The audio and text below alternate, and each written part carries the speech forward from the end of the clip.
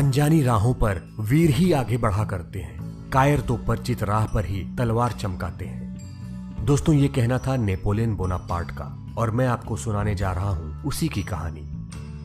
तकलीफें हम सभी की जिंदगी में आती हैं, लेकिन हम में से कुछ लोग तकलीफों का मुकाबला करते हैं और कुछ लोग हार मान लेते हैं। लेकिन क्या कोई ऐसा है जिसकी जिंदगी में तकलीफें नहीं आती?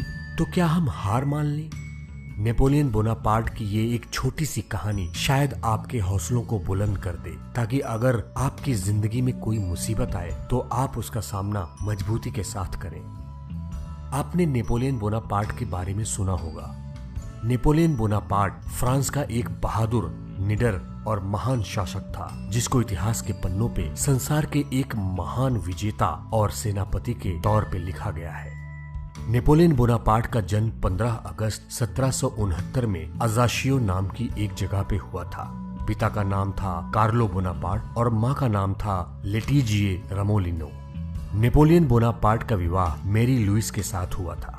नेपोलियन बोनापार्ट का कहना था कि असंभव शब्द सिर्फ बेवकूफों के शब्दकोश में पाया जाता है, और नेपोलियन बोनापार्ट ने अपनी जिंदगी में बहुत से असंभव कामों को संभव कर दिखाया था।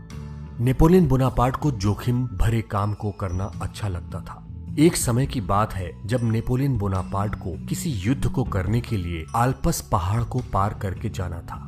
नेपोलियन बोनापार्ट के सिपाहियों ने आल्प्स पहाड़ की ऊंचाई और उसके कठिन रास्तों के बारे में सुना था, और सबको ये मालूम था कि आल्प्स पहाड़ को पार करना नामुमकिन था।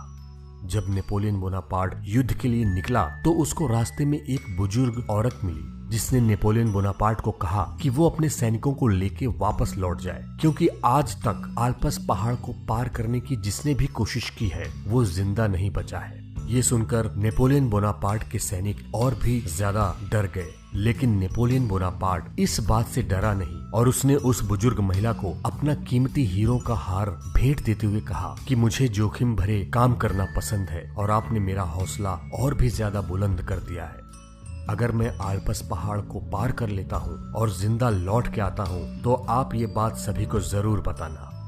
वो बुजुर्ग औरत नेपोलियन बोनापार्ट की बातों को सुनकर बहुत ही ज्यादा प्रभावित हुई और उसने नेपोलियन बोनापार्ट को आशीर्वाद भी दिया कि तुम जरूर आल्प्स पहाड़ को पार करके अपने मकसद में कामयाब होगे। लेकिन सैनिकों को कौन समझाता, और उन लोगों ने आगे बढ़ने से इनकार कर दिया। नेपोलियन बोनापार्ट ने सभी सैनिकों को अपने पास बुलाया और पूछा कि क्या किसी ने आल्प्स पहाड़ को पहले कभी देखा है। सभी सैनिकों ने कहा कि उन्होंने पहले आल्प्स पहाड़ को नहीं देखा है। इस बात पे नेपोलियन बोनापार्ट ने सैनिकों से कहा कि तुम सब मेरे साथ आगे बढ़ो, जब आल्प्स पहाड़ आएगा तो मैं तुम लोगों को बता दूंगा, फिर तुम लोग मुझे बता देना कि तुमको आगे बढ़ना है या नहीं।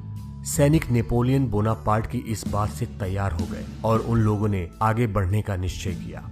2-3 दिन चलने के बाद सैनिकों को एक पहाड़ दिखाई दिया, तो उन लोगों ने नेपोलियन बोनापार्ट से पूछा कि क्या यही आल्प्स पहाड़ है। नेपोलियन बोनापार्ट ने कहा कि नहीं, ये वो पहाड़ नहीं है, ये तो एक छोटा सा पहाड़ है। इस पहाड़ को पार करने के बाद इससे करीब 1.5 गुना ज्यादा बड़ा एक और पहाड़ आएगा, वही आल्प्स पहाड़ है। ये सुनकर नेपोलियन बोनापार्ट की सेना आगे बढ़ गई। उस पहाड़ को पार करने के बाद वो सभी एक बड़े से मैदान में पहुंचे, जहां आगे सिर्फ मैदानी इलाका था। ये देख के सैनिकों ने नेपोलियन बोनापार्ट से पूछा कि आल्प्स पहाड़ अभी कितना आगे है।